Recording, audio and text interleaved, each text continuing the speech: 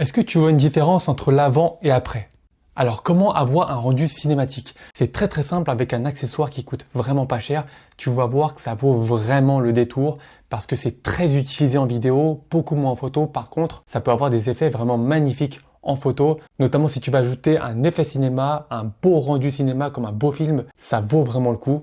Donc, sois bien attentif à la vidéo. Donc, je vais te présenter ça tout de suite. Il s'agit de ce fameux filtre qui est dans cette boîte-là. C'est ce qu'on appelle un filtre mist. Donc, j'utilise très souvent le filtre Black Pro Mist de chez Tiffen. Je te mets le lien dans la description. Mais je l'ai pas sous la main, donc j'ai un autre filtre qui est ici.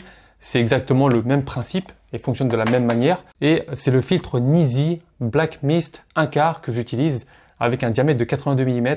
Je te mets également le lien dans la description si tu veux le commander. Pour moi, un accessoire indispensable. Donc fonce et procure-toi ce filtre qui va vraiment développer tes capacités artistiques en photographie. Donc moi, je te conseille tout simplement d'acheter ce filtre en diamètre 82 mm et ensuite d'acheter des bagues d'adaptation pour pouvoir les visser sur tes différents objectifs, même avec des diamètres plus petits. Et c'est extrêmement pratique puisque ça te permet d'économiser des centaines d'euros dans l'achat de nouveaux filtres, juste pour que ça ait le bon format par rapport à tes objectifs. Achète 82 mm et prends-toi des bagues d'adaptation. Si tu ne sais pas lesquelles prendre, tu as également le lien dans la description. Ce filtre te permet tout simplement d'avoir un rendu cinéma. Pourquoi? Tout simplement parce que ça va diminuer le contraste. Tu vas avoir des ombres un peu moins marquées et ça a également un rôle très visible sur les hautes lumières. C'est-à-dire que ça a un rôle de diffusion de la lumière.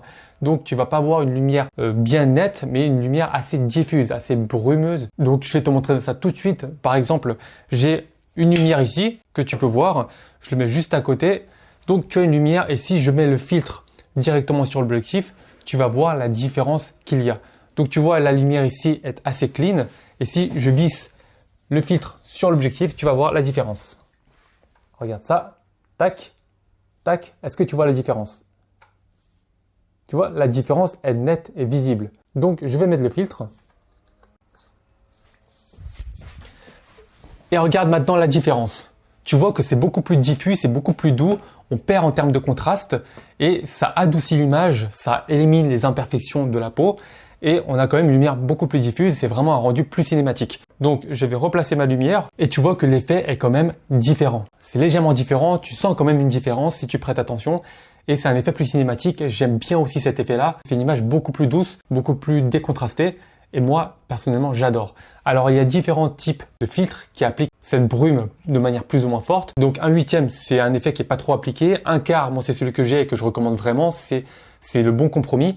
Et tu as aussi un 1/2, donc pour un effet encore plus prononcé. Donc, pour l'exemple, je suis parti à l'extérieur en pleine nuit pour prendre des photos avec ce filtre et sans ce filtre pour te montrer la différence qu'il y a sur les hautes lumières. Et tu vas voir qu'il y a un rendu totalement différent.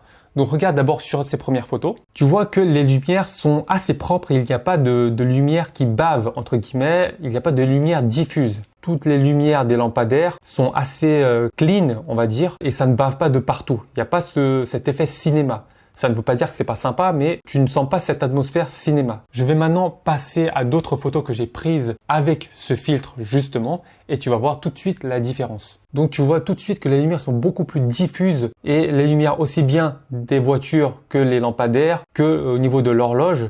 Tu vois que c'est beaucoup plus diffus, on se croirait même un peu dans un rêve. C'est un look très cinématographique et c'est cet effet vraiment que j'adore. Donc la nuit, si tu veux faire un shoot style un petit peu cinéma, tout simplement, tu dois avoir ton filtre mist. Et même pour d'autres démarches artistiques, si tu veux prendre des photos de portraits avec une démarche un petit peu artistique, tout simplement prends ce filtre. Ça va vraiment changer et développer ta créativité en explorant différents autres types de photos. Et qui sait, ça peut aussi peut-être faire partie de ta patte artistique, en tout cas celle que tu souhaites développer. Si tu n'as pas encore testé ce filtre, je t'invite au plus haut point à t'en procurer un puisque tu vas t'en servir à un moment ou à un autre, si tu veux des belles photos, en tout cas avoir un beau rendu cinéma. Donc tu peux l'utiliser aussi bien en vidéo qu'en photo et pour moi, ça fait partie des accessoires indispensables à avoir. Si tu débutes la photo, clique sur le premier lien en description pour télécharger ton guide gratuit. Je te présente les 5 meilleurs appareils photo pour débuter dans les meilleures conditions et avec un petit budget. Je te présenterai également mon choix si j'étais à ta place. Et à la fin de ce guide, tu auras un petit cours sur le triangle d'exposition pour te permettre de maîtriser ouverture, vitesse, ISO